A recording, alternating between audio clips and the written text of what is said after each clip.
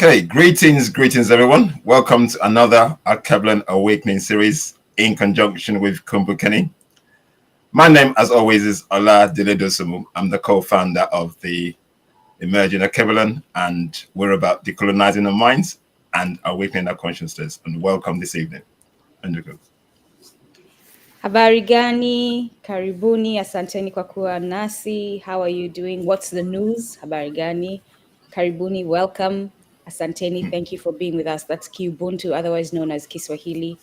It's good to be here. It's good to take ownership of informing our people. It's good to take ownership of telling our narratives.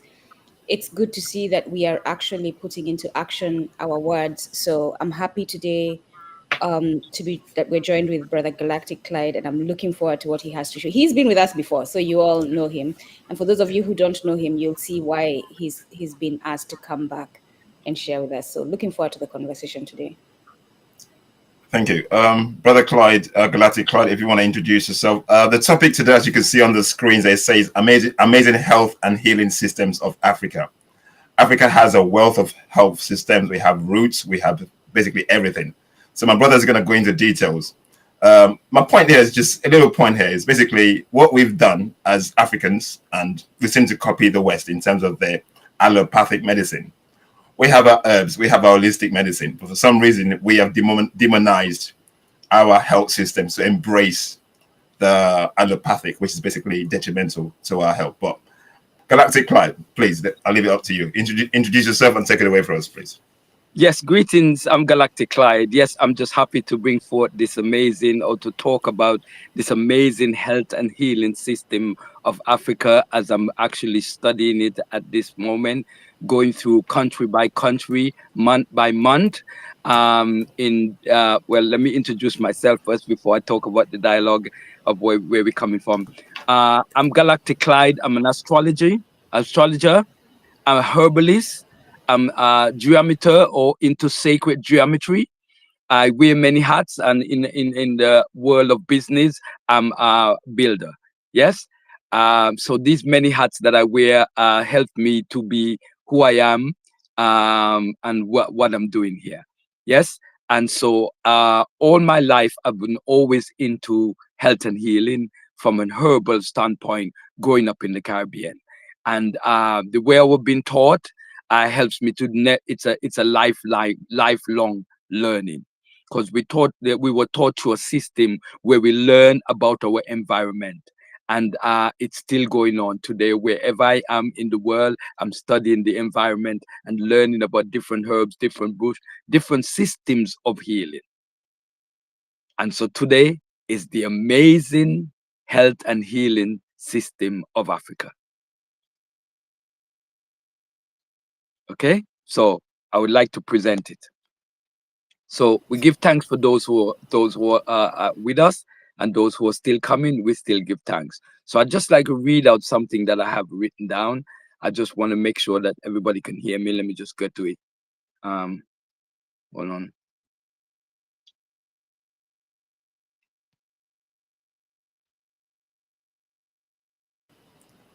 Have you got it?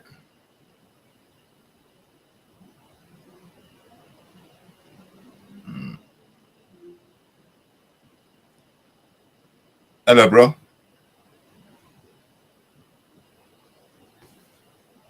Yeah, it seems like it's frozen.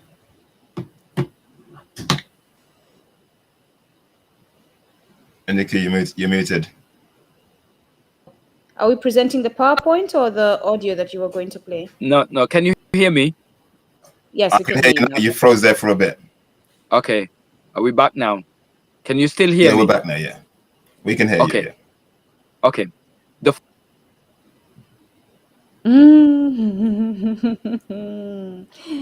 Ah. Nah. Give me a second. Let me have a private We're gonna chat. ask our creatress, our ancestors and nature to work with us today, so that we can part this message and the lessons. Just because, guys, we're having some technical issues, as you can see with Galactic Clyde there. Okay. I think it's sent Okay. it sent it to me. I send it to you because I don't know what's happening. You want to read Okay. it? Okay, I will read it. Because I think it's my line. I don't know why. Yeah, Mm. when you're trying to switch lines, I think it's not having it. It's not happening. Okay, Okay, go I'm ahead. gonna read it. Okay, the future is buried in the past, and the past can always be resurrected to serve us, be it physically, mentally, and spiritually. Astrology proves that goes around comes back around in the revolution of the planets and stars, and and above and so below. Below, we can see this happening in the seasons: spring, summer, autumn, and winter. They go and come back to us again. Some may say, but Galactic Clyde in Africa or Caribbean, we do not have these four seasons. I would say no, but there is the wet and dry season and the hot and the cold season. Going even deeper, we know that there are perennial plants that return each year. However, we lack the knowledge on the return of the souls to the earthly realms. Yet some of us know that there are powerful soul returning. So when they come, that they take claims to the names they want to be called. We can do many lectures on such stories, but today our emphasis is on the amazing health of healing of African systems. Is that good enough, or she want to carry on? Yes, thank you. That's perfect. That's perfect. So yes, the season comes and go. So just the planetary revolution, and we know that as African people, we have the mental, physical, and spiritual aspect of life, or we say the mental, spirit, physical, and spiritual. Most of the medicine that we have been taught both is based on more of the mental and physical. But as I study African system, I see it's deep and deep in the spiritual connection. So health and healing is not just a mental, physical thing. It's very spiritual. And that's where African systems of health and healing comes in. Today, people wonder, why is it that the allopathic is the main system of health and healing? It's because of the power dynamic, wars and finance and different things that they've there's controlled the market in one sense. But we know from the World Health Organization that over 80% of African people still relies on traditional ways of healing. Why? Because we were designed in a specific way that the food is the medicine and the medicine is the food. Not only medicine, but the knowledge of health and healing is within the food that we eat. So we don't need to be equipped with a so-called doctor in the sense of how we understand it from a modern day standpoint. Because what we need to know is within the plant kingdom, animal kingdom, and the celestial kingdom. And as we partake, we would understand where we stand. And that's where African health and healing comes in. Because African health and healing system is understanding the intelligence within nature and the spiritual intelligence more so than just the physical and mental. Because when it comes on to health and healing, or when it comes on to healers from an African standpoint, a lot of people don't just decide to be a healer because of the finance. Just wake up there and one day, or just say, well, in terms of where to go in terms of business, let me just be a healer. No. Majority of people are being called into a service from a spiritual standpoint. That's why when it comes on to health and healing in Africa, there's a strong connection to the priestly class or priesthood, both male and female, priests and priestesses. So in early January, I've got a psychic message to study the health and healing system of the whole of Africa, month by month, each country. And so I started within my WhatsApp group and let them know that I got the message, and I'm going to do that and share the information with my WhatsApp group and other group that I'm part of. And the message come to me intuitively. So I said to my group, guess which country I'm going to start with? And everybody start listing different countries. But nobody got the country that I had in mind to start with. It was Namibia. And why I decided Namibia, because I got to find out that Namibia had the largest meteorite in the world. Not a meteorite that fall on the earth, but a meteorite that landed, baffling the scientists. When I read it, I was like, wow. They don't understand how this meteorite fall, as they claim, in Namibia and doesn't create a crater.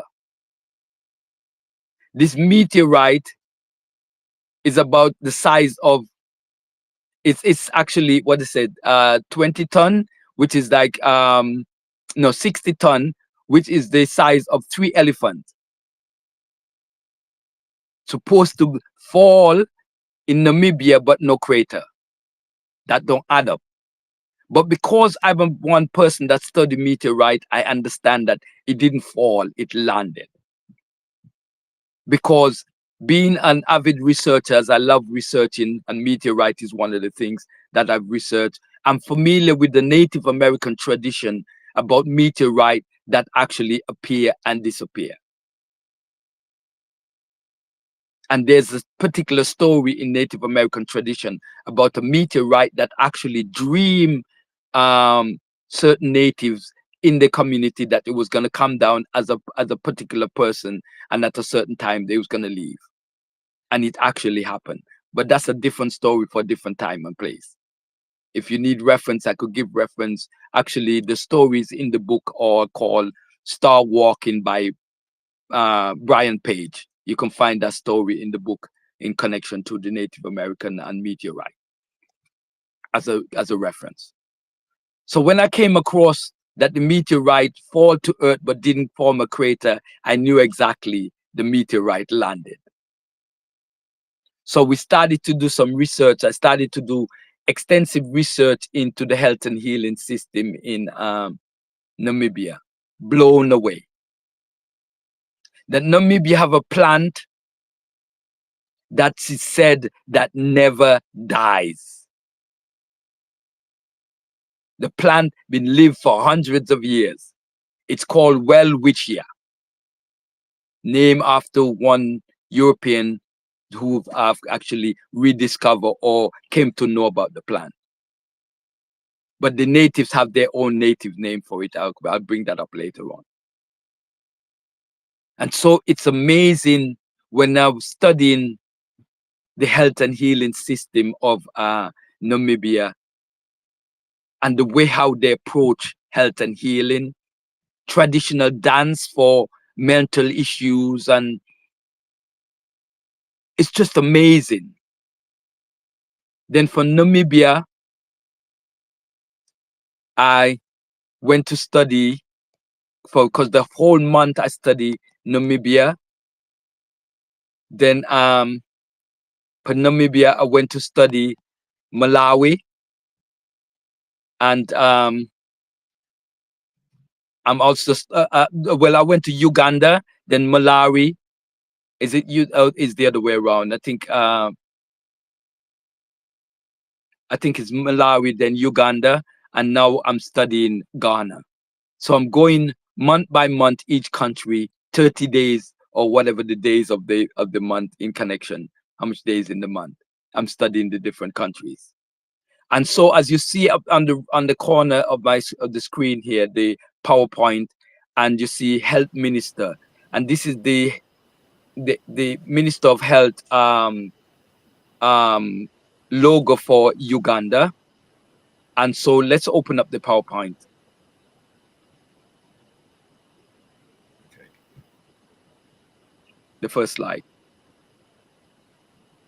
I came across this sister, did not know about him, never heard about the story, but in doing research, I came across this sister. And most people don't know who this sister is, because it's, even though she's a public figure in what she does, most people don't know who she is. So let's go to the next slide.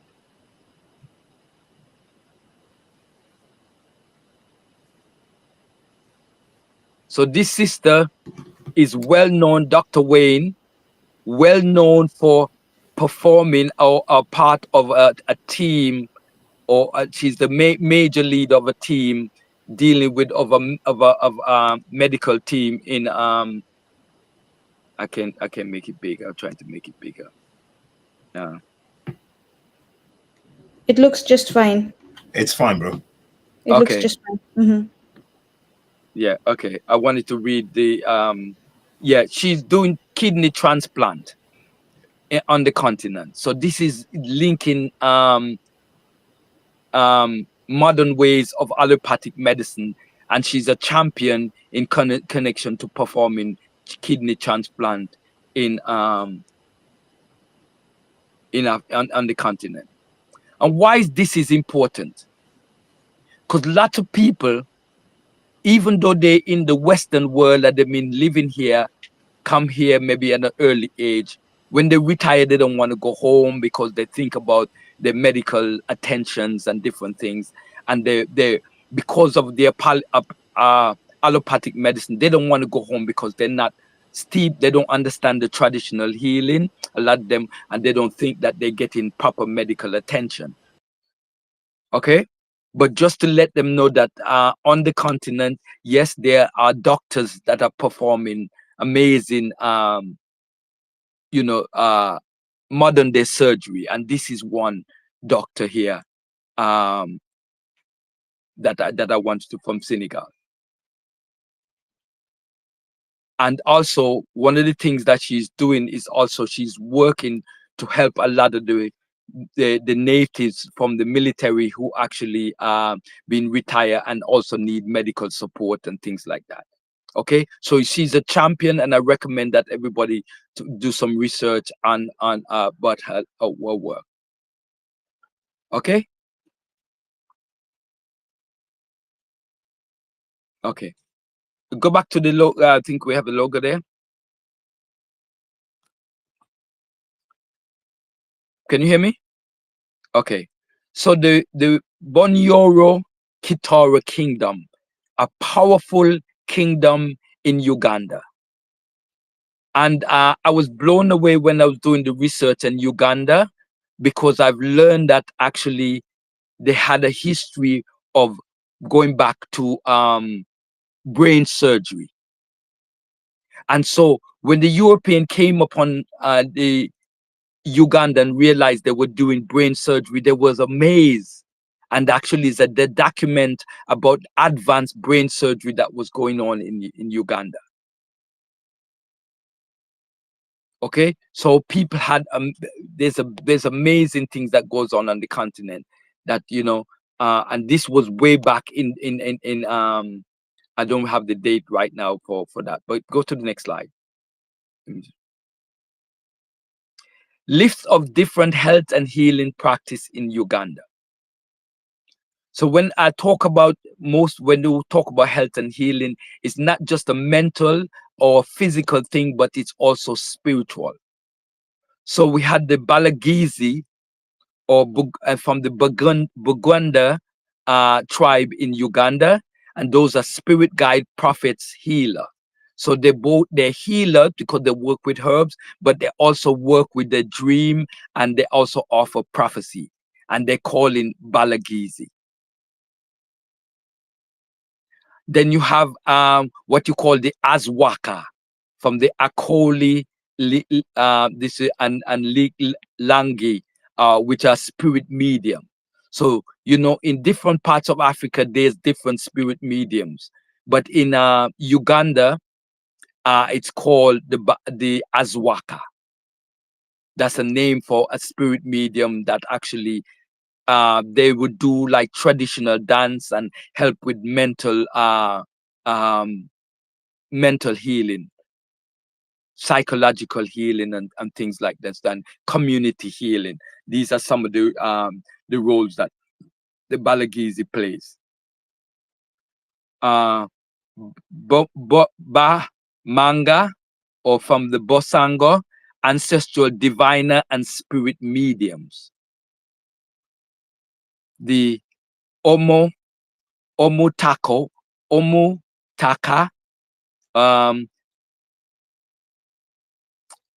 these are clan-based spirit healers. So they mostly work within clans and with in terms of spiritual healing. The Omofumu, spiritual healer. So they have different names for the different classes or different standard of healing within the tradition of Uganda. And not only Uganda, but different tribal groups in different parts of Africa, such as Nigeria, Ghana, and different parts of Africa, South Africa. Yes. Okay. The Obashaho, a traditional healer using a mixture of herbs, spiritual ritual, and ancestral communication to cure illness. Next slide.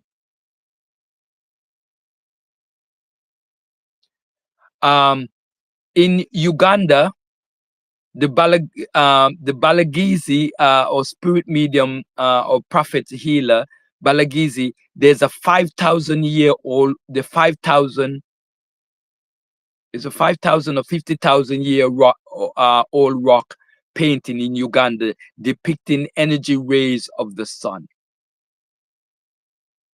Okay, and these are also symbol for the Balagizi symbol. They recognize these symbols in connection and use it for their logo as well. Next slide.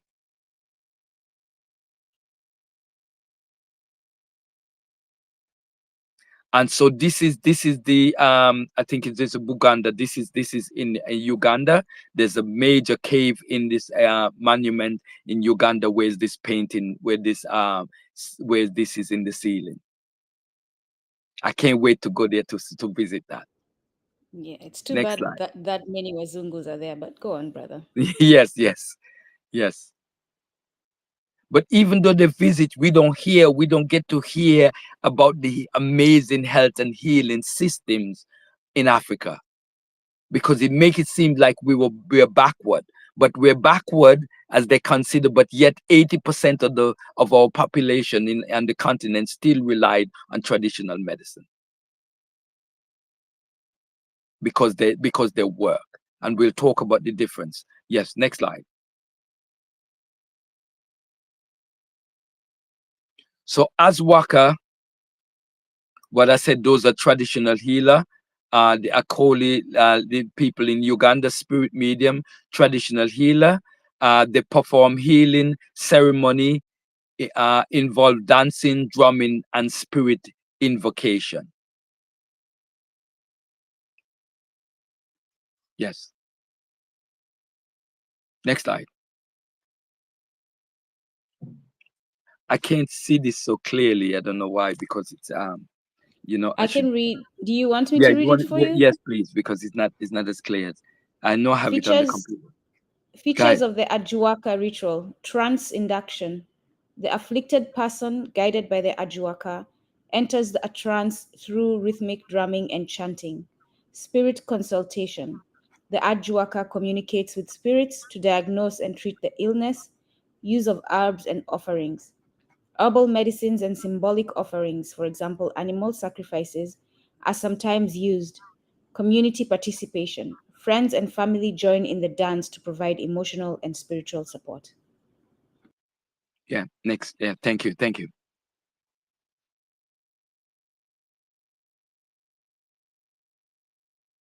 So these are Bamanga.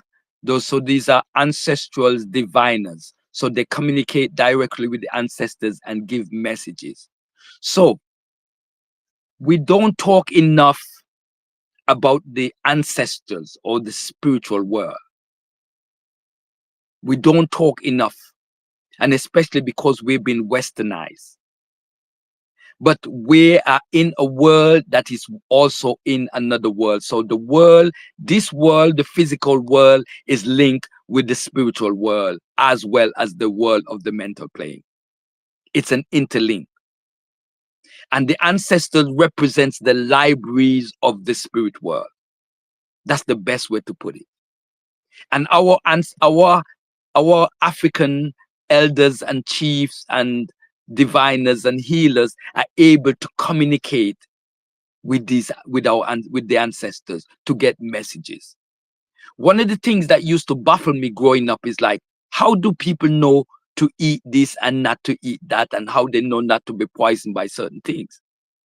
But as I do research after research, I realize that there's a direct symbiotic connection with us and the physical world as well as the spiritual world. That the plants can connect us with other plant and other understanding of nature. But our ancestors or our elders, our diviners, our healers know how to communicate direct with ancestors to get messages and different plants and different herbs. And actually, we also have a strong connection where the plants can communicate with us. It's not according to the westernized medicine where they have to dissect these different animals and cut them out, or they have to manipulate animals such as poison them just to see how long they would survive and things like that. A lot of it is not really proper health and healing in that sense, but yet it's considered the number one when it comes on to science. So what is considered science in the Western world is interrogating nature, manipulating nature, and destroying nature to gain knowledge.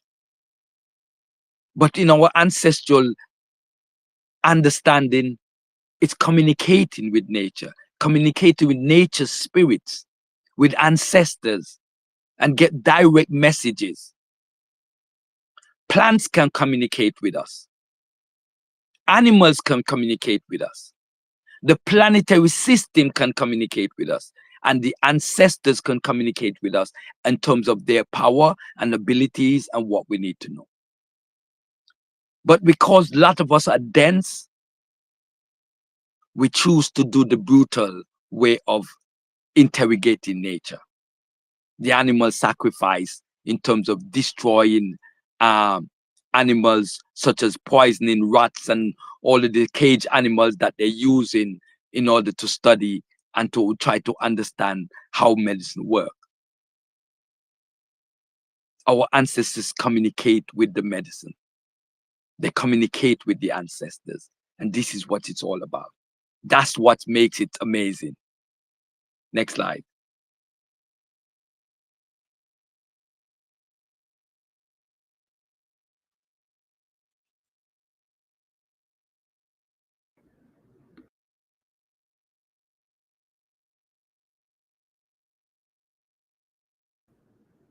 Sorry?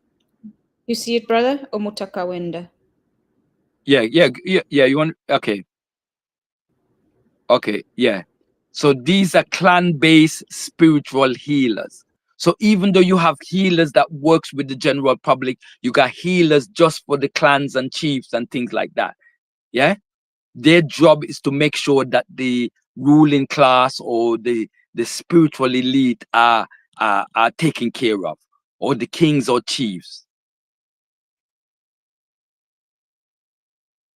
Next. I think that's the same. Yes. Next. You're muted, Oladile. There you go. Okay.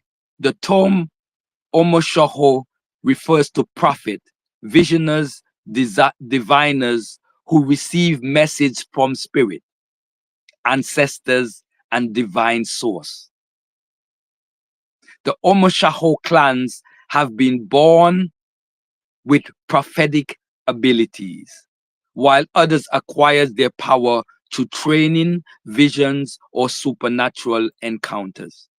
They often work as spiritual advisors, healers, and herbalists, protectors against witchcraft, interpreters of dreams and omens.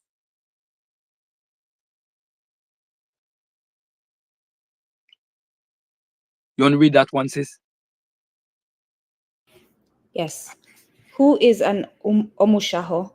The term Omushaho refers to a prophet, visionary, or diviner who receives messages from spirits, ancestors, or divine sources. Some Omushaho claim to have been born with prophetic abilities, while others acquire their powers through training, visions, or supernatural encounters. They often work as spiritual advisors, healers and herbalists, protectors against witchcraft, interpreters of dreams and omens. The source is right there for those of you who are watching. Mm-hmm. The book is The Role of Traditional Prophets in Uganda, Kiza, by Kiza B. And it's important to reiterate that this is not just limited to Uganda, but they have their own name for these different healers. So you will say Obata, you will say there's a different name for the priest. What we said, the Obatala.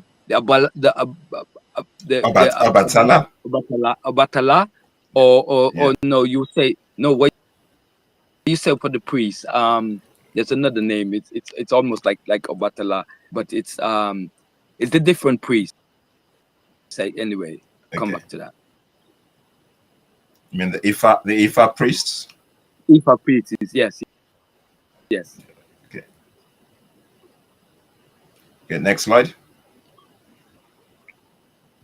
And so what I find as I'm going from different African countries, there's different names for the similar principles that they work in, but each country have their own name. Even for the herbalists, they have their own names, different names for the different herbalists. Okay, so Basogo, Eastern Uganda, Omafoho, spiritual healer. That sister, please, it's blocking the picture. Is blocking. Oh, yes, brother, that the logo. I'll take that. I'll take it also. Thank you. Spiritual healers. Whoops. Took off everything. That came off. I took the wrong thing off. Give me a second. I'll bring it back. Yeah, okay. Apologies, guys. Presentation. Okay, let's go. I'm taking the wrong thing off. Remove that. Oops. Let me just take this off. Give me a second. I'll take this off completely. And I can go back to that. You took the guest off. I took the guest off. Okay, I'm bringing it back.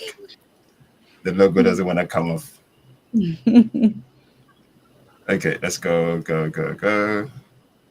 What one were we on? I'll let you know when we get there. Go on. There. Is that one? I'll go back. 18. 18, okay. All right. So I think the word there is healers. Basoga, Eastern Uganda, Omufumu, spiritual healers. The Basoga believe in spiritual mediums, Bamanga, who act as prophets, guiding individuals and communities. The Omufumu healers claim to receive messages from Mandwa spirits, ancestral beings. The source is the book, The Customs of the Basoga by Kagwa A, 1934. Do you want to speak on that? Should I go to the next one? Yeah, we could go to the next one. Yes. Talking about in connection to the spiritual aspects of healing, which is what's lacking. Do you see, as we speak and as we continue to look at the linguistics, do you see the relationship between Abashaho and Obasanjo? You see that? Yeah. Yes. Yeah. That's why I said the It's names may be amazing. different, but the principles are the same Yeah. or similar, Amazing. different parts. Yes, yes, yes. The small Mm-hmm. for me to see. Abashaho are traditional healers using a mix of herbs, spiritual rituals, and ancestral communication to cure illnesses, foretelling the future, healing illnesses through spiritual means, interpreting dreams. Yes. And I want to say this. I want to say, don't think because you haven't come up to the priesthood that you don't have the qualities of a Abu Shaho or an Azwaka. Because when you're doing, like I do the labyrinth rituals and I do the drumming ceremony, it's like an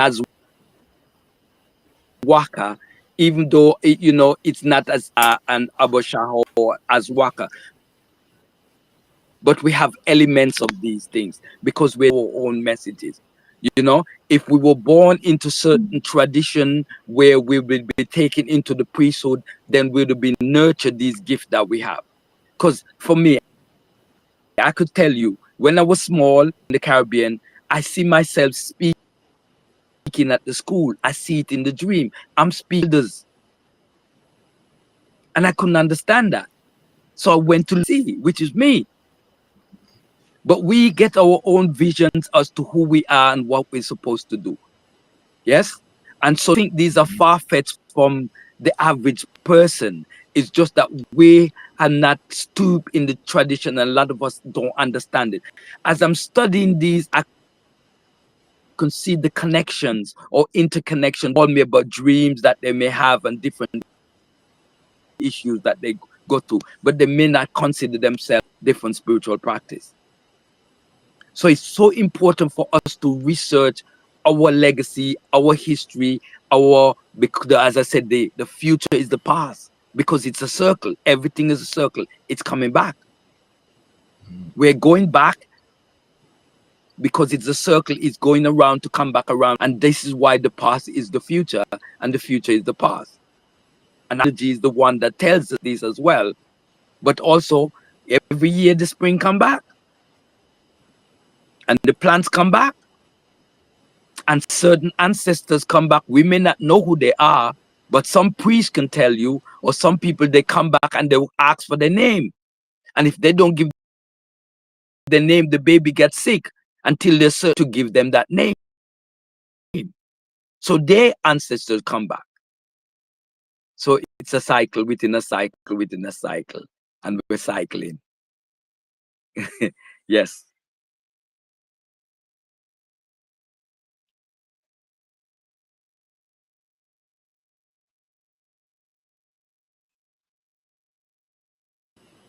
The next slide, bro. Do you want me to read it? Yes. And this to me this is not news. You know how you're disconnected from our way of being, but when you see it, you understand it, you know it. This is not news. Mm-hmm. How dance contributes to healing in Uganda, psychological therapy. Dance allows emotional expression and catharsis, spiritual cleansing. Many believe spirits cause illness, so rituals like dance can help cleanse the body. Community support, healing dances bring people together to support the afflicted person. Quickly, brother, before you go, brother Galactic Clyde, I've said several times to people who've been with me in community that when I dance, I just release. Don't worry about how you're dancing, whether you're dancing the way people want you to dance. If you actually truly just dance to the music or to the Yes. energy, right? Because that sometimes Yes. you're dancing to energy and Mm-hmm. release, it is a very Yes. Yes. therapeutic process. But go on, brother. I'm not surprised by this at all. So powerful, and dancing is very important because it's invoking, it's because they say when the drum plays, it actually excites the spirit world. What is the drum? The drum is the plant and animal kingdom combined. It's a sacrifice that we give back for taking. We utilize the kingdom, so that's the wood part of the drum, represents the plant kingdom that we partake of. The animal part of the drum represents the animal kingdom that we partake of. And so there's designed the drum to give back to the world of spirit from taking from the world of the plant and the animal. So when we hit the drum, or when we're connecting animal and the plant kingdom to the spiritual, to the spirit, and the spirit gets really the bass, thunders the bass, wakes the spirit to, oh yes, I'm coming. I've got a message for him. I hope he's dancing, because when he dances, his spirit is high. Those that are sitting by the side is not in tune. You have to raise your vibration. And that's what dancing is. You raise that vibration so the ancestral spirits can come in and give us messages. Messages for us personally, others. And that's why dance is so important towards healing. Ceremony, we lost that. It was beaten out of us. Of ceremony, we don't even have these. But Africa has retained that. And that's why we connect with our brothers and sisters and the continent. Or even if they're in the Western world, we got to ask questions. We got to speak to them, ask them about their tradition, and learn what we can, because we're so interlinked. Next one. I think that's the last one.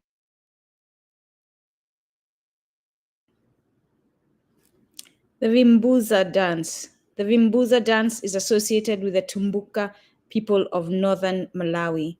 What is the Vimbuza dance? Vimbuza is a traditional therapeutic dance performed as part of a healing ceremony for people suffering from mental, emotional, or spiritual distress. It is believed to be a way of communicating with ancestral spirits and helping individuals regain emotional balance. The dance is often used to treat conditions that local communities perceive as spiritual possession, trauma, or psychological distress. Thank you. Yes. Let me see. You want to, okay. Dance, which is actually, I'm really interested in the Vimbuza dance, and actually to get some people who actually are versed in that to reenact the Vimbuza dance and have it as something that we need to learn over here, where people are going through a lot of stress, people are going through a lot of mental issues, and they're very good because it's a dance that helps to free you from the mental prison that a lot of issues that a lot of people are I think, and it's been signed, recognized. Okay, so yeah, I think there's one more. Yeah, yes. Listen, every time I see this, I'm like, who the hell do they think they are that we need them to recognize us? Like UNESCO, who the hell do you think you are, UNESCO, that we need you to recognize us? Like, honestly, who the hell does UNESCO think they are that we need them to recognize the Vimbuza dance? This is, anyway, brother, go on. We got a couple more. Yeah, you got the Bola. Yes. Oh yes, those are different. These are similar dances, but these are all dance to invoke spiritually, to raise our vibration so that we can be in tune with the world of the ancestors. So the world and the spiritual world is what they call we're interlinked, like a link with the physical world and the spiritual world interlinked. And when we're on a heightened state of awareness, we're tapped into spirit.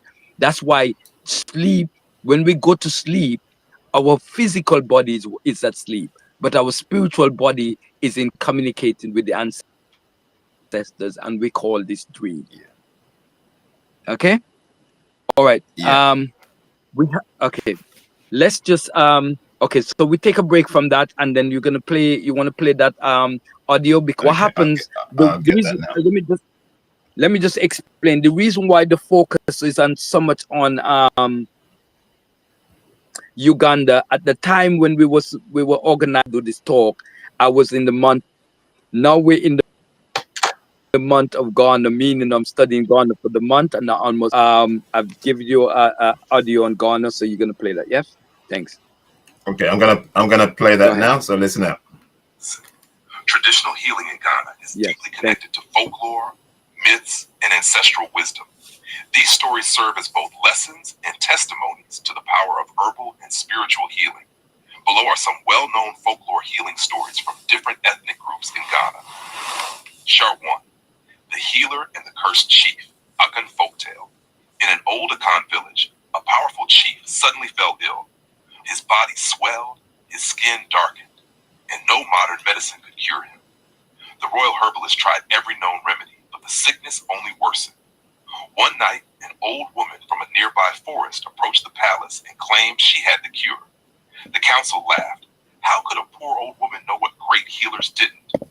The woman instructed them to prepare a bath using a secret combination of prekes, tetraplurotetraptera, bitter leaf, Vernonia amygdalina some, and a special stone found only under the baobab tree.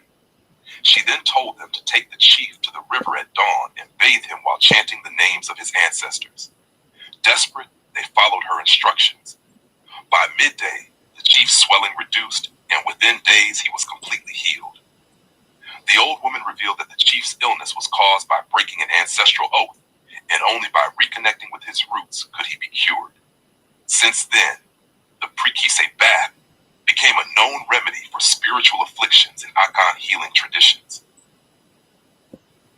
The twin healers and the whispering leaves, Yu myth. Among the Yu people, there is a tale of twin boys, Akorli and Akorfa, born under a rare alignment of stars. From birth, they could hear the voices of trees and plants. One day, a deadly fever swept through their village, killing many, including the village chief's son. The elders turned to the twins for help. They walked into the sacred forest and listened. The whispering leaves of the neem tree told them, "Boil us, mix us with the bark of the odum tree, and let the sick drink." The twins obeyed, and within days, those who drank the herbal tea recovered. The chief was so grateful that he declared them the official healers of the land. Even today, neem, Azadirachta indica, and odum, Militia excelsa, are widely used in Ghanaian traditional medicine to treat fever and infections. The spirit healer and the snake poison, Dagomba legend. In the Dagomba kingdom of northern Ghana, there was a young healer named Zimbi who had a special We're now in gift. Ghana. He could talk to spirits in his dreams. Yeah. One day, a hunter was bitten by the deadly we're in Sama Ghana. Sama snake. No one had a cure for its venom, and death was certain. The hunter's wife, in tears, pleaded with Zimbi to save her husband. That night, Zimbi had a vision. A spirit appeared and whispered, "Find the red plant with 3 leaves and a single white flower. Crush it, mix with shea butter, and rub it on the wound." At dawn, Zimbi searched the forest and found the plant exactly as the spirit described. He made the remedy, and within hours, the hunter began to recover. Since then, the red Sama herb, later identified as Carissa edulish, became a known antidote for snake venom among the Dagomba. 4. The woman who became a tree, Ga myth. In an old Ga village, a woman named Na Adelaide was known for her wisdom in herbs. People traveled far to seek her remedies. However, jealous rivals accused her of witchcraft, and she was banished. Heartbroken, Na Adelaide walked into the sacred forest and disappeared. The next day, in the exact spot where she was last seen, a new tree had grown overnight, one that had never been seen before. When villagers crushed its leaves, it released a strong healing scent. They called it Adelaide's tree, and soon its leaves were used to treat wounds, infections, and spiritual ailments. Modern botanists later identified the tree as Alstonia bunai, known today as the God's tree, a powerful herbal medicine used for pain relief and fever in Ghana. 5. The warrior who couldn't die, Nzema legend. During the great wars of the Nzema people, a legendary warrior named Iku was rumored to be invincible. He was struck by spears and arrows, yet he never bled or fell. Enemies feared him, believing he was a spirit. After his death, his secret was revealed. Before every battle, he drank a mixture of turkey berry, Solanum torvum, ginger, Zingiber officinal, and coconut water. This concoction strengthened his blood, boosted his immune system, and made his body resistant to wounds. Even today, Nzema warriors and athletes drink a version of Eku's tonic for strength and endurance. Conclusion: the power of storytelling in traditional healing. These folklore healing stories are not just myths. They reflect real herbal knowledge passed down through generations. Many of the plants and practices described in these stories have been scientifically studied and found to have real medicinal properties. Thank you. I think I need that last one. Yeah, okay. Yes, you got the recipes there. Yes. I send you some other, have you seen them? Yeah, I've seen But them, I yeah. don't know how much time we have. Let's just assess our timing. Okay. Yeah, can we do another one? And then we can, because we need to talk about what you've spoken. We're under an hour weekend. Yeah. Okay, good. You want to do one more? Yes, it's up to you. Okay, yes, let's do one more. Okay. Yeah, okay. Yes. All right. And just a quick shout out as you start that to Nicholas Masomo. Thank you for using that language and hitting my spirit. Go on. You can choose anyone. Healers in Ghana and their practices. Traditional healers in Ghana perform various roles, often combining herbal medicine, spiritual healing, and physical therapies. Here's a closer look at the major types of healers and their specific practices. 1. Herbalists. Dunsini, Sanufu, Amitsime, Role. Specialize in using medicinal plants, roots, barks, and natural remedies to treat diseases. Prescribe herbal concoctions, powders, teas, ointments, and oils. Treat common illnesses like malaria, stomach disorders, skin diseases, and infertility. How they work. Knowledge of herbs is usually passed down through family lineage or apprenticeships. Some gain knowledge through divine revelation or spiritual callings. Some herbalists are trained at institutions like the Center for Scientific Research into Plant Medicine in Ghana. Example of healing.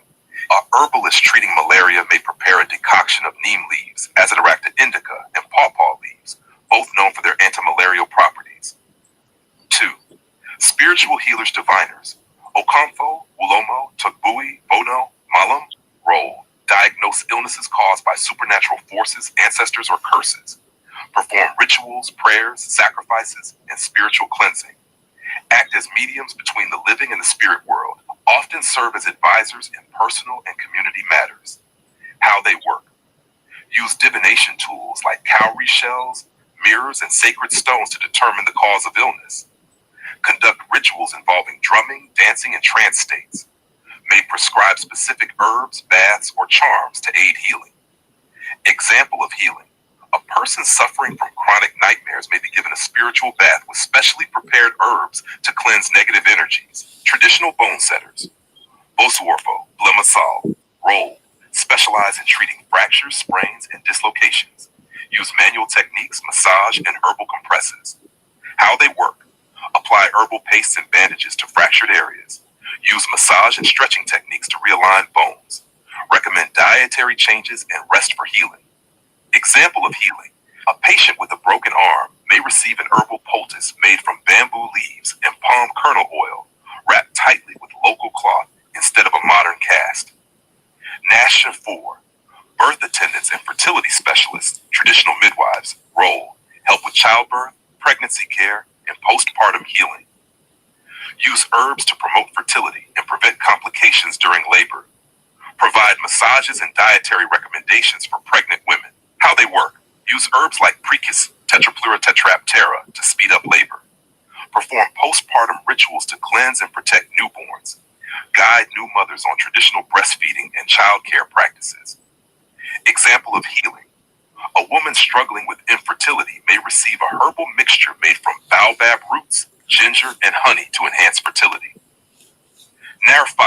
Protectors and charm makers. Suman Senefo, Bonsamfo Mam Role. Prepare protective charms and amulets for health, prosperity, and safety. Use Quranic inscriptions, malams, or ancestral powers, traditional priests, for protection. Offer solutions for issues like bad luck, financial struggles, and spiritual attacks. How they work. Perform rituals to bless objects with protective energy. Mix herbs, animal parts, and sacred materials into talismans. Some use incantations or Quranic verses for extra potency. Example of healing. A trader fearing bad luck in business may receive a specially prepared charm wrapped in leather pouches to carry around. Conclusion. Traditional healers in Ghana play an essential role in healthcare, especially especially in rural communities where access to hospitals may be limited. Their methods, though sometimes seen as mystical, have been effective for generations and are now being integrated into modern healthcare practices. Okay, wow. You want to talk about that, bro? You see what is confirmed the connection with the spiritual aspects of healing is not just going to school the way how we look at it from the Western world, or somebody just decide to pick a trade that they want to do. No, it's a special calling. It's a spiritual calling, and there's tradition that's passed down, and people are very versed. So yes, the knowledge is there. It's just that it's not. We don't take the interest as we should as diasporan, in terms of the because the brothers, they know if you go to the continent, they can tell you so much about different plants. But when we're in the Western world, we don't realize how much the dynamics of natural healing goes on the continent. I come from the Caribbean. I've been out of the Caribbean from since age 19. I'm almost going to my 60s. Yes. Spoiler alert. Yes. I never walk in. I have not walked into any medical institution for any help. Not even for. I've been living in the UK for 20 years. They tell me oh, you need to sign up with the NHS. Okay, I signed up. Oh yeah, you need to come for a blood test. I say, see you later. Yeah. Yes. Because why? I'm very funny because the knowledge, what I've been taught is all natural. And I stick with the natural. I take care of myself. And so people said, wait, you're not getting older, you're getting younger. You know, you're not aged. Well, I know some of the plants. I mean, I've done research, very extensive research in different plants and things like that. And not only research, but I partake. I take this stuff because I grew up with a grandmother that used to go to the doctor and take the pills home and throw them away. Wow. Because he used to say they want to kill me out. They go just to do a check, but they never trust the doctors.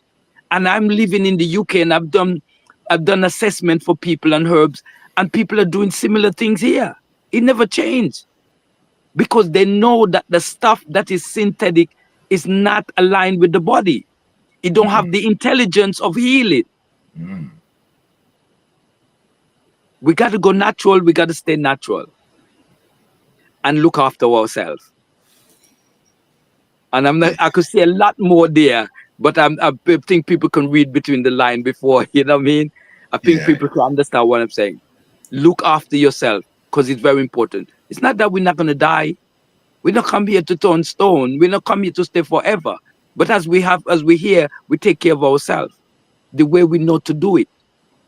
Not all kind of portion that doesn't work. The portion doesn't add up. It's not aligned with our portion. And as I'm doing more and more research and seeing more and more, a lot of the stuff that's on the market is just on the market. And that's why I wrote a poem called Shelf Life. A lot of it is designed for shelf life, not our life. Whoa. It's for shelf life. Wow. It's designed to stay long on the shelf, not to keep you alive, but to stay awake on the shelf. So forget about shelf life. Look after your life. And I'm sure people understand what I'm saying without even have to say the things that I should say, you know, that I don't need to say because your people understand what I'm talking about. You know, my son one time, he said, Dad, you don't look like a dad. You know, because they think I'm look too young for you know, being, you know, but you take care of your body. So there's a herb. I learned about a herb more than 20 years ago. And the man that actually, an Asian man that's been an herbalist and an ethnobotanist and studying herbology. And they said he lived for 256 years. Yeah. And the herb that he take, I take that herb. And it's called Hoshu.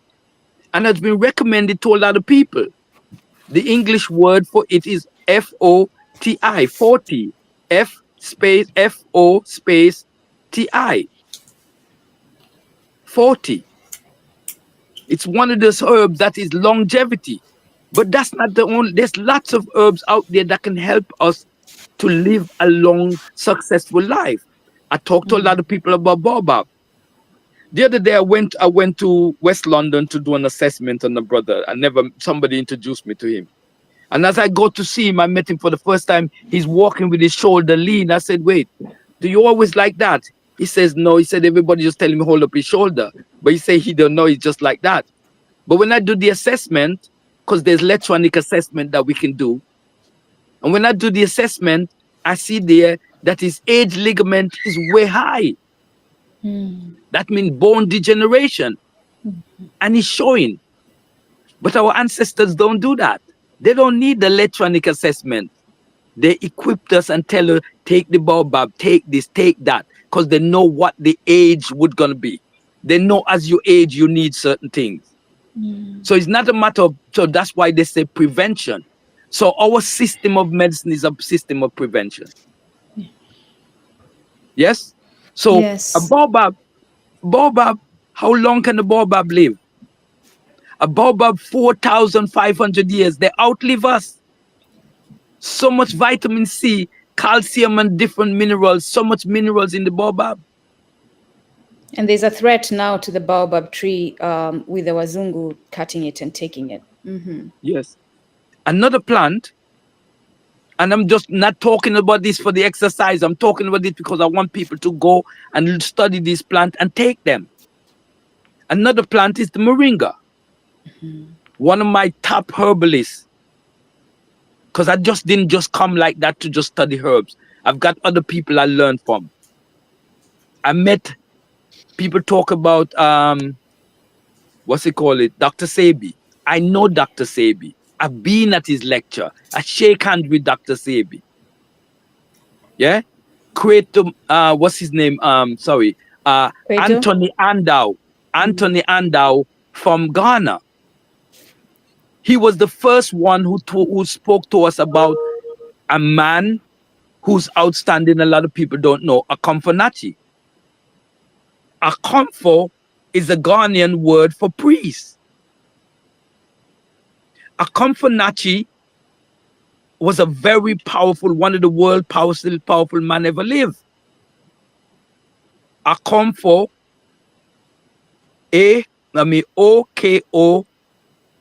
Okomofu, Akomfo Nachi. Yeah.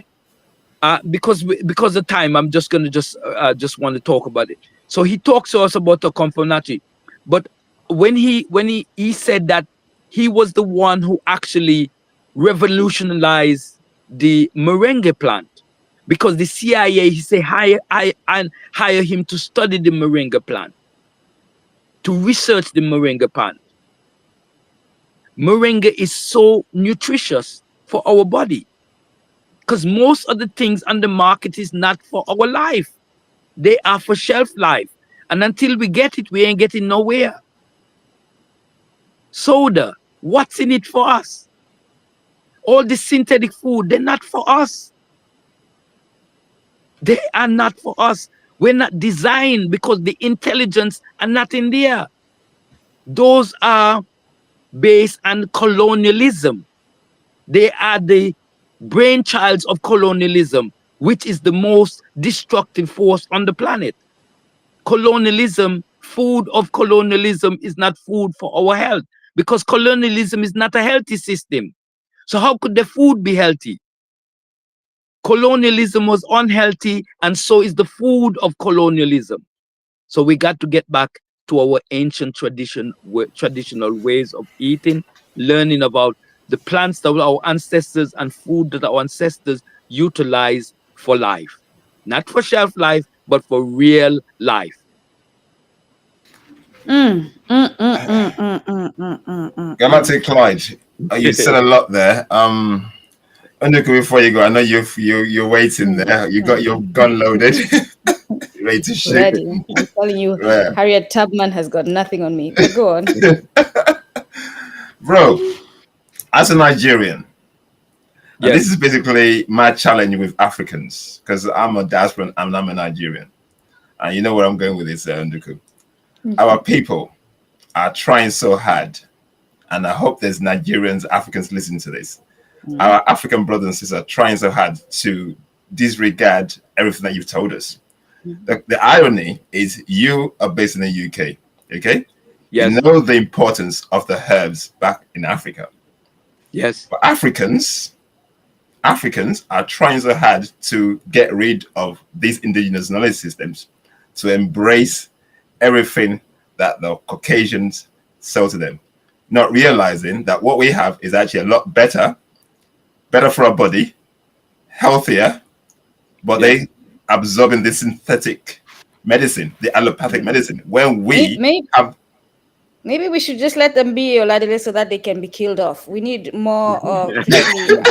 Okay. Listen, maybe that's nature taking care of the situation. Maybe the fools need to be killed off by stupidity. But go on, brother. I digress. Yeah, because you got all these, I say these miseducated people who will come on our platform, probably listening on LinkedIn right now, who don't hear what you're saying. Okay, let's talk about science, because they like to give us, it's not scientific. It's not scientific, the base. So that means they have not feed it to a rat or a cat or some kind of animal that they have in a cage that they're destroying, that they're manipulating in order to get an assessment. But our ancestors don't get the message from spirit. What other message do we need? You understand? Talk about bitter leaf. You hear about bitter leaf. I'm living in London and talk about bitter leaf. But when you hear about bitter leaf, you think bitter leaf is just something in Nigeria. All over Africa, bitter leaf is very powerful for Africans all over the planet. But people don't know the importance of bitter leaf. So much importance for the body, for health and healing. But we run and we pick up the first Coke. We pick up the first soda. I never drink soda. When I was young, I get involved in that. But when I was going to school in my village, they told me in school, never eat and drink because your digestive juice don't work. And I've learned that from early, and I don't eat and drink, or I wait a half an hour or an hour after. Practice. Growing up in the Caribbean, we used to play a game called Run for Bush, where we gather as groups and somebody name a bush and we have to try to see who has find it. And I realized this is how we were learning about what's in our environment. And I'm still running for bush. So right now I'm running to Africa for all the bush. I'm learning about lots of different herbs. There's some herbs so powerful, I don't even want to talk about it. It's too loud. They're so magical and mystical. I don't want to say the word too loud. Preserve it for a gathering where it is us, amongst us, and more African grounded space, please. Yes. So we say in herbology, the root herbs are considered the teachers. The nuts are the ones that help with communications because they pass information from one to the other. Yes? The leaves are connected, and this is all planetary influence with the plants. So one plant, the root is a planetary ruler with Saturn, which is the teacher in that sense. Mercury, the communicator. So if you want to be a good communicator, eat a lot of nuts, go nuts. Emotional issues on beauty, emotional issues, you want to take more leaf and more fruit stuff to help to deal with the emotion. But when you come into beauty, if you want to beautify yourself or you want to look even more beautiful, you take the flower herbs like chrysanthemum, like sorrel, because the flowers are representing Venus. They keep you looking young and beautiful. This is nature design. Serendipitous face. But we're not taught these things. But it's so simple. It's in the documents. It's there. But we're not taught to study that. Everybody wants to go west. And it's intentional. And what they say, west is where they bury the dead. But here's the thing, Brother Clyde and Brother Oladile. I'm getting to a point, especially on this issue, because liberation, yes, we need to awaken people. Religion, we need to awaken people, and all the other things that are causing harm. But on this issue, I'm at the point where those of us who are learning to awaken, let's continue. Let's start preserving this knowledge. Let's share it. I'm not going to be in the business of convincing you that you need to believe in the herbs. I'm going to let you die off so that it can be easier for us to build a better community. No, I'm not even joking about this. Like, that's nature taking care of business. If I have to sit and convince you who is suffering from cancer, who is sneezing all the time because of being around these criminal spaces, that we need a different way of being, because clearly the current way of being is causing us illness. If I have to sit and convince you that, yeah, maybe you need to hit 6 feet under and clear the way for others. I'm just saying. Yeah. But go on, brother. Yeah. Oh, wait, we Something need to start questions. Yeah, we need to start. We go to questions. We're at Okay. 1 hour, 10 minutes. Okay, let's do questions then, and then I could always think, because I Have got wanted any to talk. questions? I wanted to talk about a herb that actually does a 2 million. Is it 2 million a year? Go ahead, brother. Go ahead. Yeah, go on. Yeah, I came across this herb. I've been looking for this herb long time, but the name I was looking for it under, and the name that I found it is coming. They call it pigeon.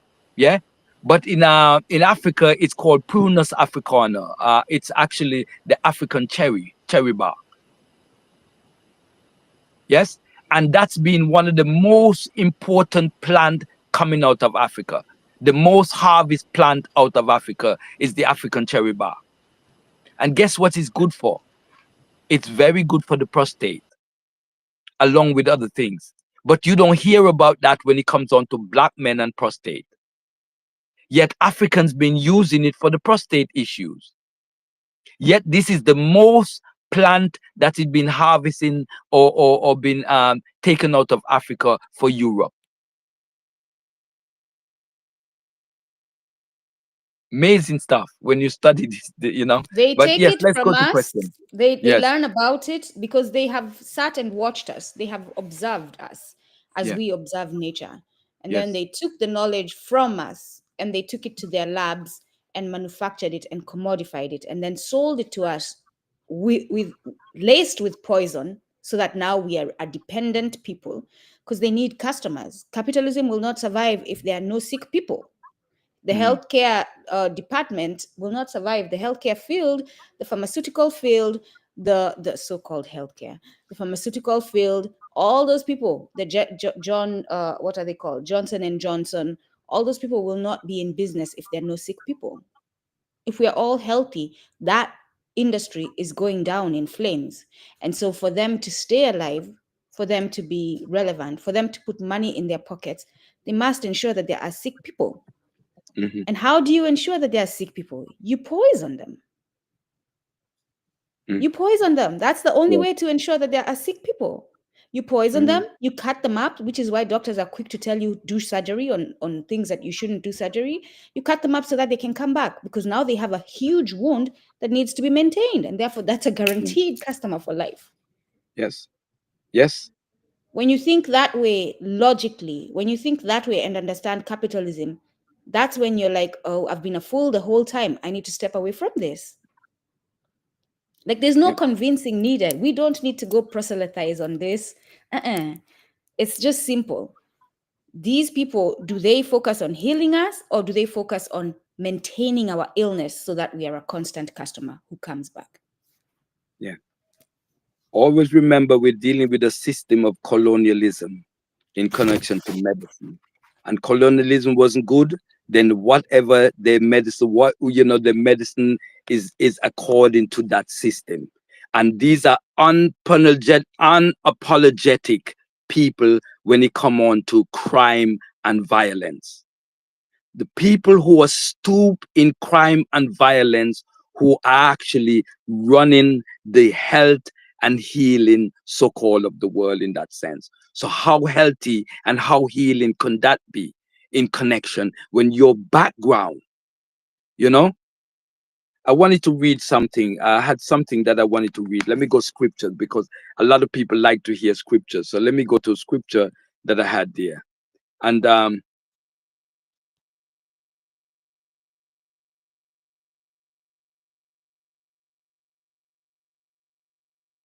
These wazungus, have they interrupted our session? Yeah, I think he's basically trying to read it from his phone. So yeah. maybe Brother Galactic should not have reached to the evil realm of scriptures. It disrupted the ancestors. Yeah, he's trying to go to the scriptures, man. Can you hear Yes, me? we can hear We you, lost brother. we lost you there, bro. Can you hear me now? Okay. So the scripture is We can hear you. Acts 37 and Acts 7:37, Acts 7:48. Yeah, it said the Most High doesn't reside in no temple built with hands.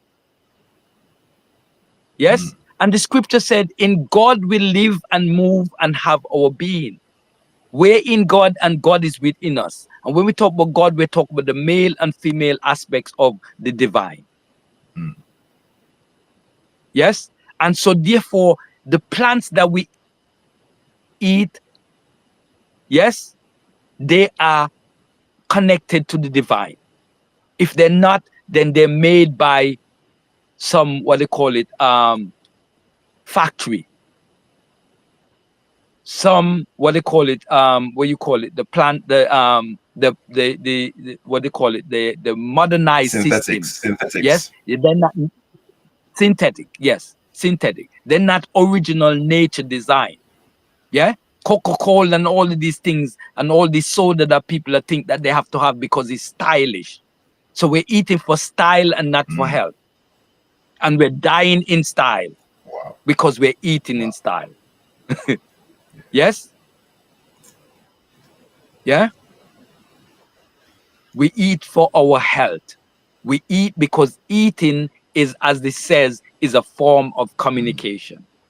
We're sending a signal to the different organs and plants. We're connecting like for like.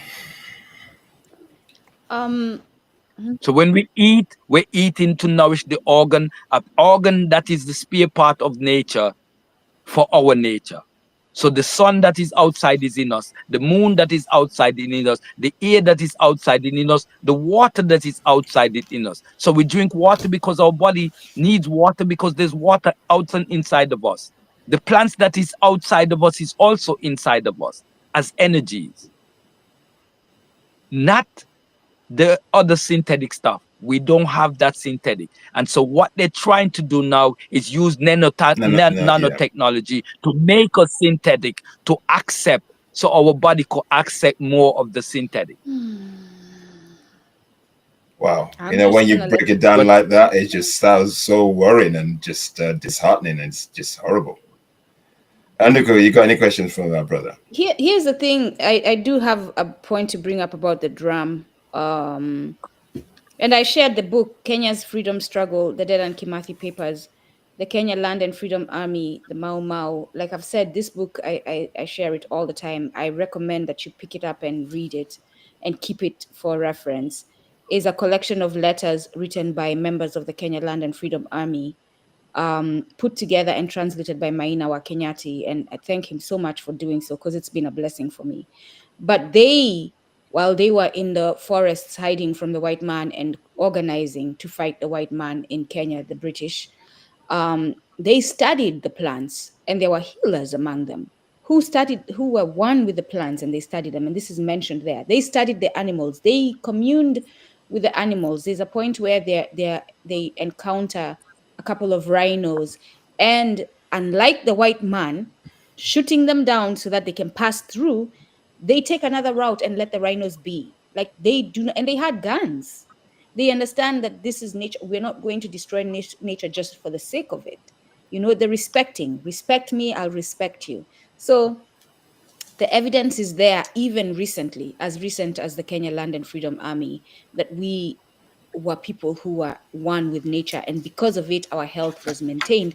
And now that we have detached from nature, our health it's not health. We are surviving, basically, hardly surviving. But brother, you mentioned the drum being a union of the animal kingdom and the plant kingdom. But as you mentioned the drum, I mean, you could say the animal dies and you skin it and you use the skin, so you're not necessarily eating it.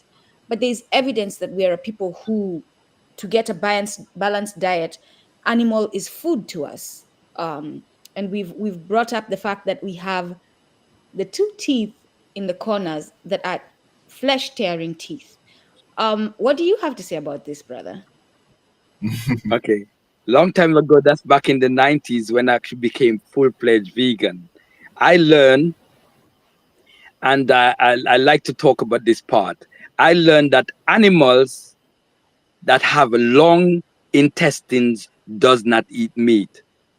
All animals that have short intestines eat meat. All animals that have long intestines don't eat meat. Guess how our intestines are as humans? Long or short? The size I of the don't road know. that goes from Africa to Europe. Our intestines, if you stretch out, is 3 times our height. So our intestines is long.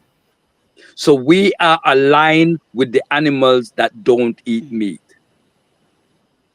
Hence, that's why when you become a Sangoma or you're training to be a Sangama, what they would do, they would do a special enema to get rid of all of that meat and stuff out of the system. And as you're training, you're not supposed to partake with animals and stuff like that. Yes? So our ancestors know that you can eat meat to a certain state or to a certain extent because your body have a tolerance level. Let me tell you about the tolerance level.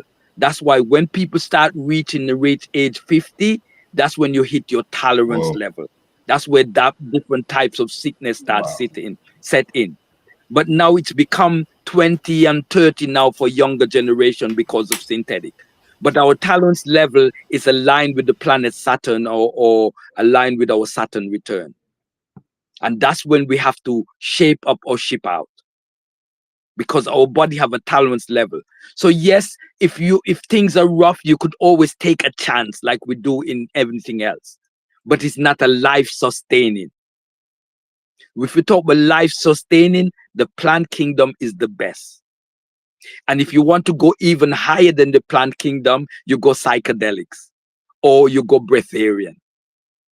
And you think the breath, let's just talk about the breath. We think that, okay, somebody said they're breatharian, that they don't have no substance. Yeah. There's so much to the breath that those things that are connected with the breath can fly.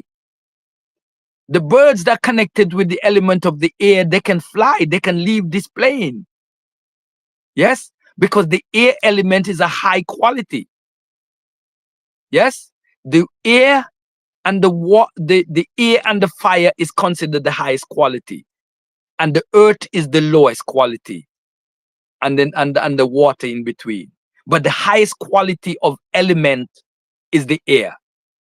So when people think of breatharian and think that it's all, hocus pocus, the breath is so important. It's nourishing. You can't do without it. Yes. So don't look. Yeah. So these are quality. That's why you put a ginger on the counter and it's growing. Why the ginger growing and it's not in the dirt? Because the ginger is of a air quality. You see some plants that growing on a stone wall. Why did the plant growing on a stone wall? Because it's absorbing calcium from the stones. That's nature.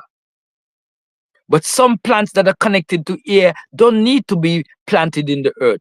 They could just grow just off, like one of my favorite plants is the mistletoe. Everybody ever seen the mistletoe growing in the wild? What did you notice? What is the first thing you notice about the mistletoe? It grows like a ball, full circle. What does the circle represent? The circle represents spirit. I ask this question all the time. Have you ever seen a square fruit? Genetically modified, though, but not normal. The only way you see a fruit that is square is some juice in a box that is square. But there's no fruit in nature that is square. Why? Because square represents the earth plane, the material plane. And the reason why most foods are circle, because the spirit is the refrigerator. The circle acts as a preservative. Is spirit. And so the mistletoe grows as a circle, which means it's a very spiritual plant. It doesn't touch the ground. It grows on top of another tree. It grows on the element, its strong element is air.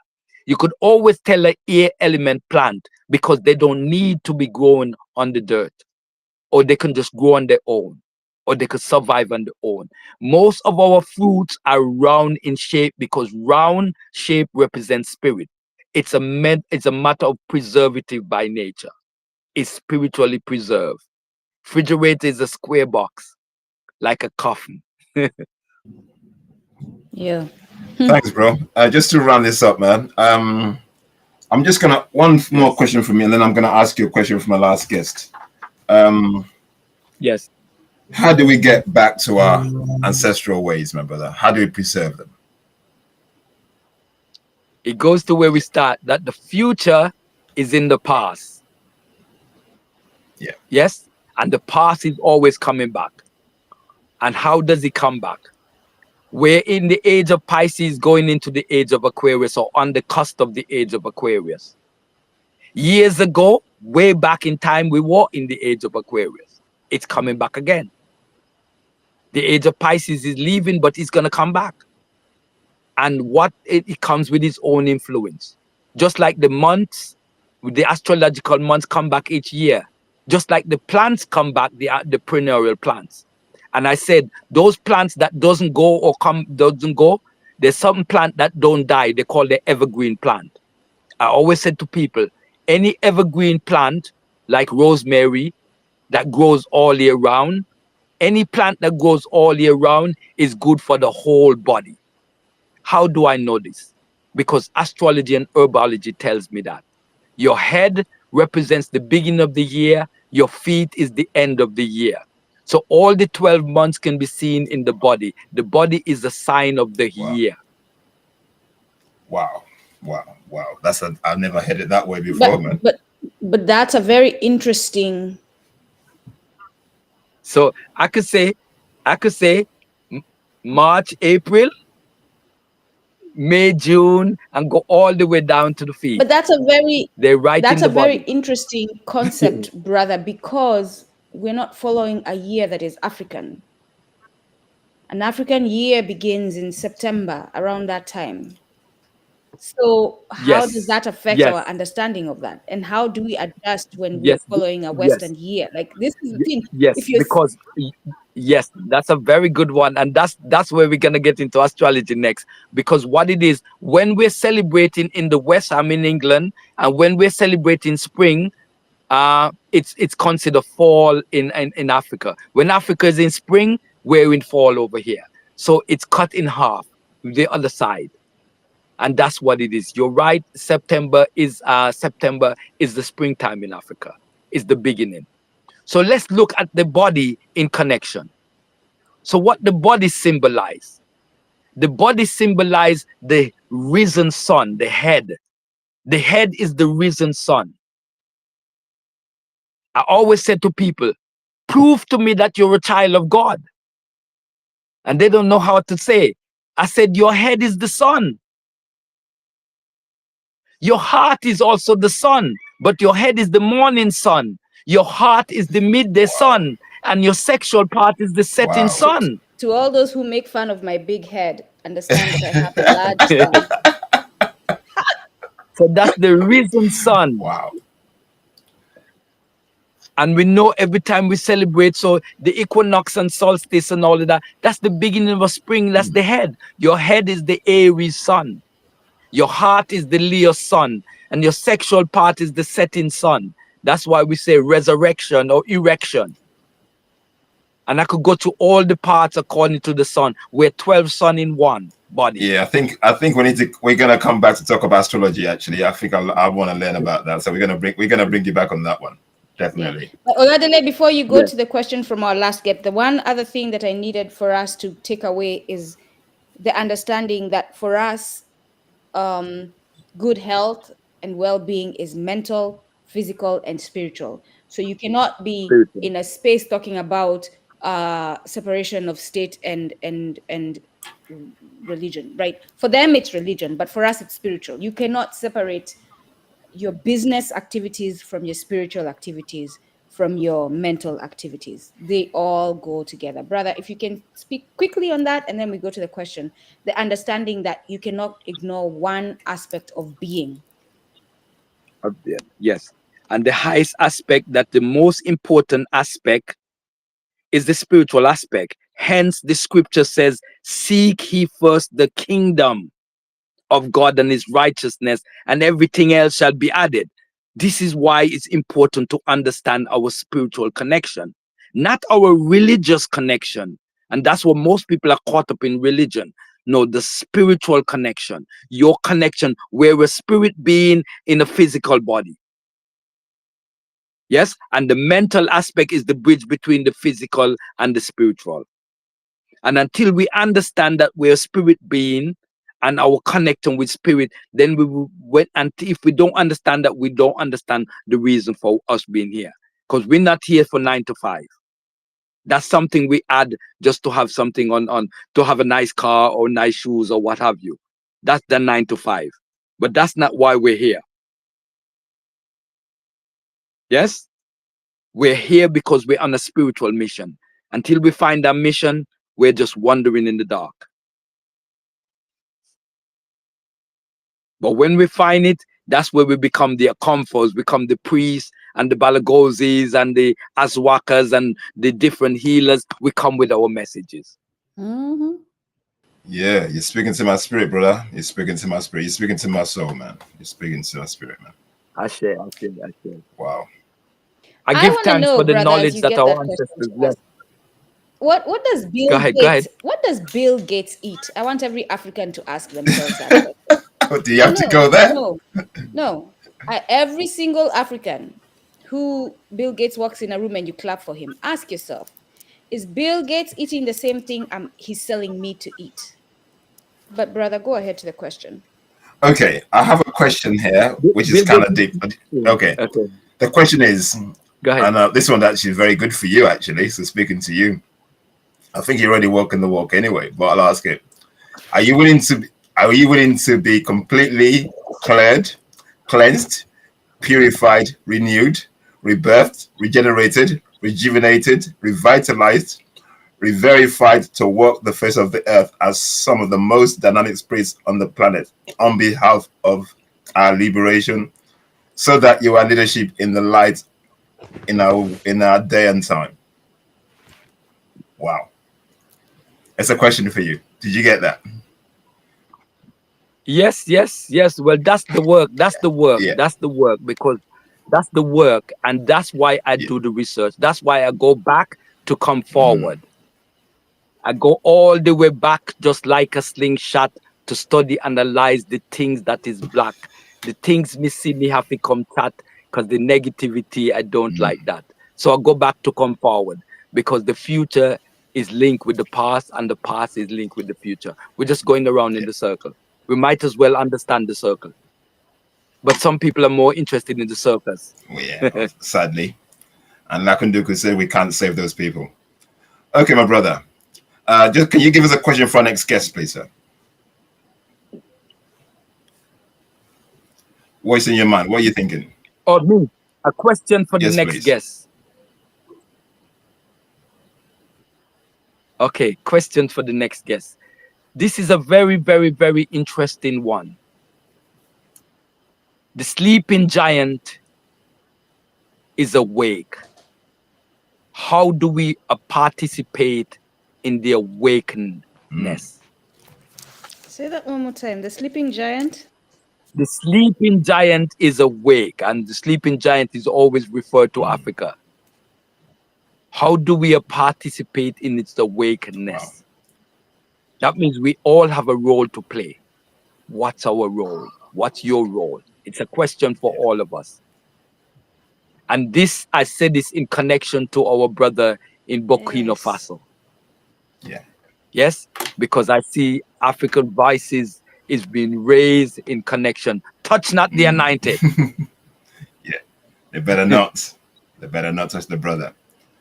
Yeah, thanks, my brother. I think this is actually very appropriate for our next guest. And this question goes to actually everybody. You know, the sleeping giant is awake. We're awakened right now because everybody knows what's going on. And are we going to sit back and let these imperialists do what they've done to our heroes in the past? We cannot allow this to happen. We would not allow this to happen. So, guys, we need to get involved, participate, talk. Let's walk the walk. I think there is a march going on all over the place on the 30th of April, where people are. It's been organized all over the world, where people are participating and actually supporting Ibrahim Traore. So, wherever you are, if it's in the flyer, please get involved. But even more than the march, something I saw, and now I'm thinking about it, because it may have been a joke or something online about young Africans volunteering to join his military. I recommend, if you can volunteer, go support in that way. Yeah. Sister, you touch on the Mau Mau, yeah? And I wanted to talk about the ritual that the Mau Mau did. Please do, brother. That's where the ancestors are taking you to do. The Mau Mau did a powerful blood ritual that the king in England didn't even last. When that ritual was put in place, the queen was in the queen was in Kenya. She had to come home. True. Yeah. That ritual was so powerful, and that was a blood ritual, unified everybody under one umbrella. Because today we're looking at what's going on in Palestinian, and everybody is up in arms, over what's going on in Palestinian. But most people don't realize that's child play compared to what was happening in Kenya under the British Empire. Because we don't study history, and when you see what was happening. We're talking millions of people in concentration camp in their own country, in Kenya, under the British Empire. We need to talk about our thing, but more time they got us watching crap. Yeah, I recommend before we even have it here. There's a channel on YouTube, the Mau Mau Chronicles. Chronicles. Okay, sorry. Spelling is losing me. There, look it up on YouTube. They have broadcasts of surviving Kenya Land and Freedom members, their children, who are telling these narratives of how they moved, how they feel about the current government, how they feel about so-called independence. If you want to learn more about the Mau Mau, go there. But there's also evidence in the book that I shared, Kenya's freedom struggle, the Dedan Kimathi papers, if you want to learn more. A powerful source of knowledge. Thank you very much, my brother. Thank you for your time. Thank you for the knowledge shared. And for those who are watching and listening, please subscribe.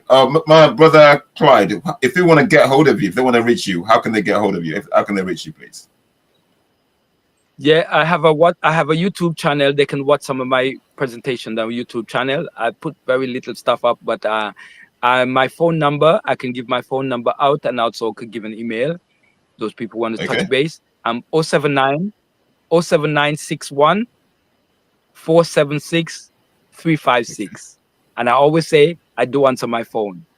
07961 476 356. For any reason you don't get an answer, it might be on the underground or it might be on another call. But I do call back or I attend to my phone in that sense. I'm not one of the ones that hide away to speak to our brothers and sisters. I can testify to that. He does answer his phone. Yes, he does. Right, great. And the email address? Thank you. Email address is anktology@hotmail.com. That's Anktology, Ank for life, astrology, numerology, hermetic, and hermetic and Kabbalistic, all link. Yes, with the principal science in understanding to have life in this time, to understand yourself. So Anktology, the study of life. And is that the same name? Yeah, that's Anktology@hotmail.com. TOLOGY@hotmail.com. Is that the same name for your YouTube channel? Just Galactic Clyde. I found it. Yes. Let me share it. So anktology@gmail.com, yeah? No, at Hotmail. At Hotmail.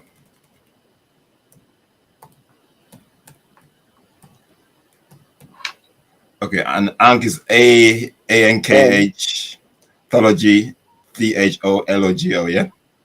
TOLOGY, yeah. THOLOGO. Yeah. ANKHTOLOGY @hotmail.com. Okay, all right, Yes. perfect. I got it. Yes. Okay, I'm putting it out there. Yes.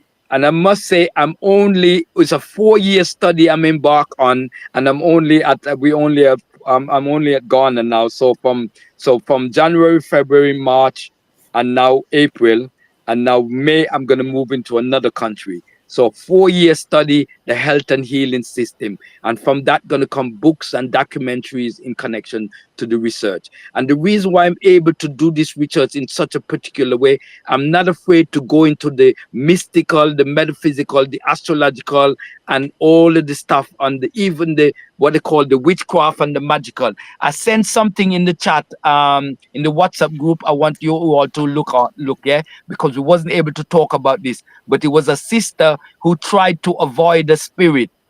She tried to avoid the spirit because the spirit got her certain work for her. She ran away from the spirit, and she had to live in a tree for 3 months in a tree. Yeah, because the spirit want her for a particular job. Spiritual job, and she ran away from it. She ran in the church. The spirit leave her, and he came back after her, and she had to take up a mission. But we didn't get chance to go to that. And I came across this research because this research was done by a group here in the UK, some business group. And so it's interesting, but we couldn't get to go into that today. But yeah, at least brother, we'll bring you back. We're gonna bring you back again, man. So we're gonna do this again. Well, that time I'll be touching another country, so it'll be heavier. Yeah. And so if anybody from the continent wonder why I didn't reach their country, is because there's so much to cover, and there's some things I don't even want to talk about. It's so deep, so powerful. It's not that I don't want to share, but some things I'm holding for my book. Yeah, is that we're not ready to receive either. We're not ready to. Some of us and most of us are not ready to receive. So, Ashe. Thank you, my brother. Give thanks. Okay, thank you everybody for watching, and thanks for tuning in. Please follow us on our YouTube channels, the Emerging Alkebulan, Kumbukeni. Please follow, subscribe. Let's build our base. Let's build a subscription. Let's be able to monetize what we're doing, guys, so we can actually get further, because we do a lot of work, and we need a subscription. So I don't normally say it, but it's got to that stage where we need to actually build the base, because we need to share the knowledge. So thanks for following, everybody. Thanks for taking the time out for me. I appreciate it. Okay, thank you. Cheers. Asante, Brother Clyde. Bro, Yes. I'm just gonna